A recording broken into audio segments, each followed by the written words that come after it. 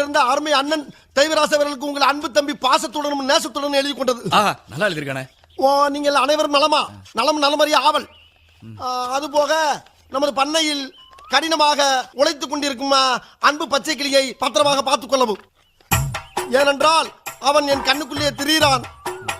அதுபோக அவன் மாடு மேய்க்கும் போது அவனுக்கு வெயிலில் நடக்க விடாமல் அவனுக்கு ஒரு புல்லட்டு வாங்கி கொடுத்து, பேண்ட் செட்டும் வாங்கி கொடுத்து, ஒரு தொப்பியும் வாங்கி கொடுத்து போட்டிருக்காருயா. அவனை அவனை அழகு பார்க்குமாறு மிக தாழ்மையுடன் கேட்டுக்கொள்கிறேன்.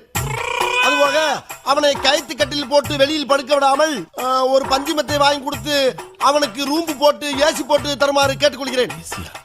இவ்வளவும் போக ஒரு முக்கிய குறிப்பு, நமது குடும்பத்துக்காக கடினமாக உழைத்துக் கொண்டிருக்கும் அந்த ஒப்பற்ற ஜீவனை நாம் பத்திரமாக பார்த்துக் கொள்ள வேண்டும்.